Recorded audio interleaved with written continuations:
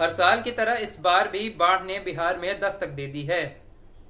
जनजीवन एक बार फिर से अस्त व्यस्त हो चुका है और लोग जितना भी बचा सकते हैं उसे बचाने में जुट चुके हैं।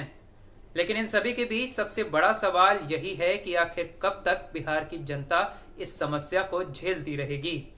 आखिर कब जाकर उन्हें इससे निजात मिलेगा। इस पूरी समस्या के बीच कोसी नदी से जुड़ी परियोजना पर पंडित नेहरू की क्या भूमिका है, हम इस पर भी चर्चा करेंगे। आप बने रहिए हमारे साथ। नमस्कार, मैं हूं श्रेया आर्या और आप देख रहे हैं द बेजोड़ बिहार। अगर आपने हमारे चैनल को अभी तक सब्सक्राइब नहीं किया है तो हमारे चैनल को सब्सक्राइब कर दें और साथ ही साथ नोटिफिकेशन का बटन भी जरूर दबा दें। बात है 1953 की। उस वक्त के प्रधानमंत्री पंडित जवाहरलाल नेहरू ने कोसी परियोजना का शिलान्यास करते हुए कहा था कि आने वाले 15 सालों के अंदर बिहार में बाढ़ की स्थिति को नियंत्रित कर लिया जाएगा। लेकिन आज लगभग 7 दशक बीतने को हैं और बिहार की जनता के लिए दिक्कतें जस की तस बनी हुई हैं।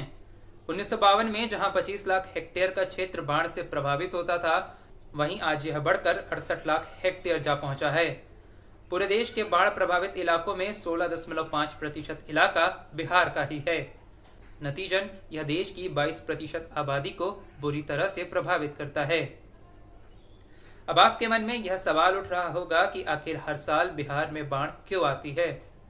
दरअसल बिहार में बाढ़ की तबाही मुख्य तौर पर नेपाल से आने वाली नदियों के कारण होती है। कोसी, नारायणी, राप्ती और महाकाली जैसी नदियां नेपाल के रास्ते भारत में आती हैं। नेपाल में जब भी भारी बारिश होती है तो इन नदियों का जलस्तर बढ़ जाता है। अब क्योंकि बिहार इन नदियों के प्रवाह क्षेत्र में आता है, इसी के कारण हर साल इसमें भारी बाढ़ आ जाती है। इससे बचाव को लेकर हर साल तटबंध तो जरूर बनाए जाते हैं, लेकिन इनका टूटना हर साल की कहानी बन चुका है। आपको बता दें कि पिछले साल महज 19 दिनों में ही अकेले मुजफ्फरनगर में 17 तटबंध टूटे थे। राज्य के जल संसाधन मंत्री संजय कुमार झा ने साफ शब्दों में कहा कि जब तक नेपाल में कोसी नदी पर प्रस्तावित बांध नहीं बन जाता, तब तक बिहार को बाढ़ से मुक्ति नहीं मिल सकती। अब यहाँ चिंता की बात तो यह है कि इस बांध को लेकर नेपाल सरकार से बातचीत 1897 यानी कि अंग्रेजों के वक्त से ही चलती आ रही है। ऐसे में पंडित नेहरू की उम्मीदें इस प्रस्तावित परियोजना के साथ ही पूरी हो सकती हैं। इस साल भी नेपाल से सटे जिलों में बाढ़ का प्रकोप जारी है।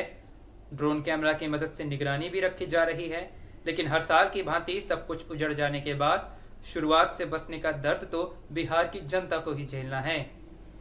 बिहार की जनता अभी भी इस उम्मीद में लगी हुई है कि इस साल न सही मगर अगले साल तो स्थिति जरूर सुधरेगी और उनकी जिंदगी भी सामान्य हो जाएगी। अभी के लिए इस वीडियो में सिर्फ इतना ही। बिहार से जुड़ी तमाम छोटी बड़ी खबरों के लिए बने रहें हमारे साथ। प्रणाम। एकदम बेजोड़